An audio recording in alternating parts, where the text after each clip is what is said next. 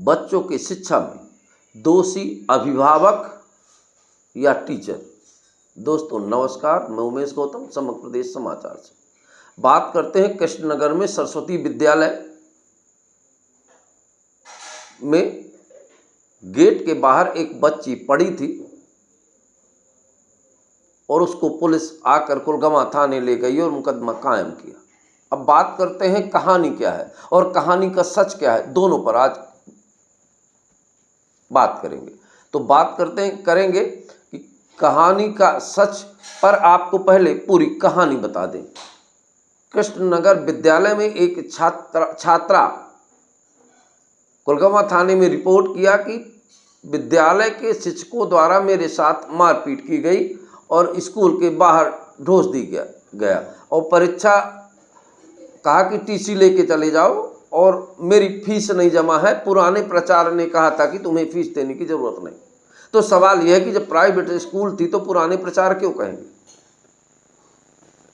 और शिक्षक जब प्राइवेट विद्यालय है, आपको पहले पता है, तो फीस तो लगेगी। फीस नॉर्मल तरीके से भर देना चाहिए। इसमें विवाद करने की स्थिति कहाँ पैदा होती है? लेकिन एक बात समझ लीजिए, आजकल अभिभावक स्वयं चाहते हैं कि मेरे बच्चे ना पढ़ें, इसलिए अगर टीचर थोड़ा सा भी कुछ शब्द बोल देते हैं तो अभिभावक आकर वहाँ खबर तो यहाँ है कि बिटिया के माँ बाप शायद नहीं थे तो उसके चाचा पहुँचे और टीचरों से दबंगई दिखाने लगे। और वर्तमान में एक ट्रेंड चला है कि शिक्षकों को धमकाना। अगर बच्चे स्कूल नहीं जाते, पढ़ते नहीं हैं तो शिक्षक तो कुछ डांटेंगे, और शिक्षक जैसे ही डांटना शुरू करते हैं तो घर के अभिभावक पहुंच जाते हैं और उनकी तरफ से दबंगई करने लगते हैं। एक बात बता दें, अनुशासन ही देश को महान बनाता है, पर शिक्षा से अनुशासन शुरू होता है और उस अनुशासन को तोड़ने के लिए अभिभावक काम करते हैं।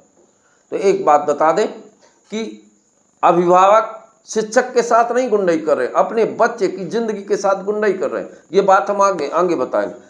इस घटना के बाद कुलगामा थाने ने 151 में केस दर्ज किया और मेडिकल के लिए छात्रा को भेज दिया।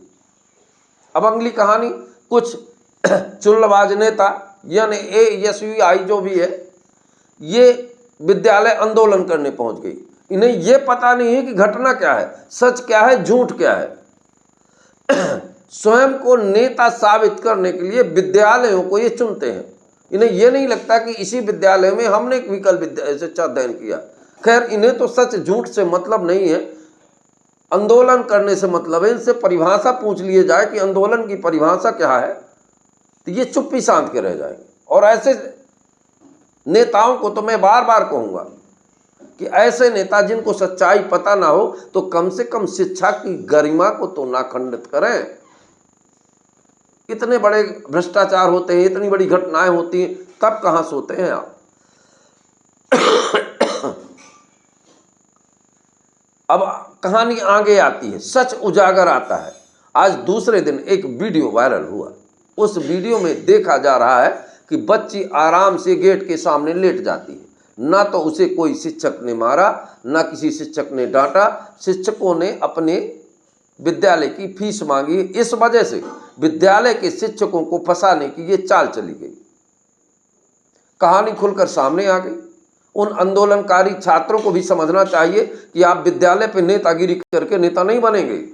शिक्षकों को दबंगई दिखाने वाला बच्चा केवल पान के ठेला के सामने खड़े पान और सिगरेट पीता है, उसके बाद उसकी जिंदगी का द एंड होता है।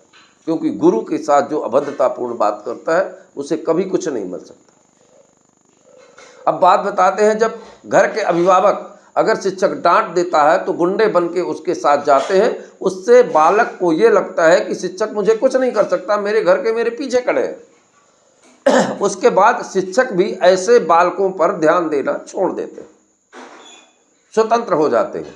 और जब ध्यान देना छोड़ देते हैं कि पढ़ता है कि नहीं पढ़ता, विद्यालय आता है कि नहीं आता, कुछ वर्षों तक तो ठीक चलता है। जब वो बच्चा बड़ा होता है तो गली चौराहे में सिगरेट और पान खा के थूकता नजर आता है और ज़िंदगी यहीं ख़त्म हो जाती है। ना तो आगे बढ़ पाता, ना ही कुछ कर पाता, क्योंकि उसे पहले ही शिक्षा का अपमान किया है। और उसके शिक्षा में अवरुद्धता कही जाए तो सबसे ज़्यादा वो अभिभावक है जो बच्चे का उपरौजा लेकर विद्यालय जाकर झगड़ा करते हैं। तो अब सोचने वाली बात यह है कि दोषी शिक्षक, विद्यालय या अभिभावक कमेंट्स बॉक्स में जरूर बताएं।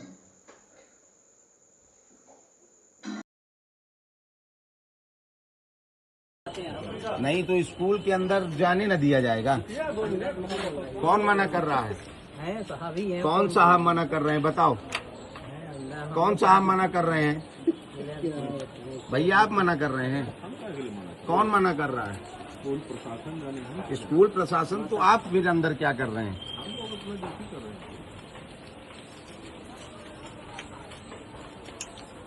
असम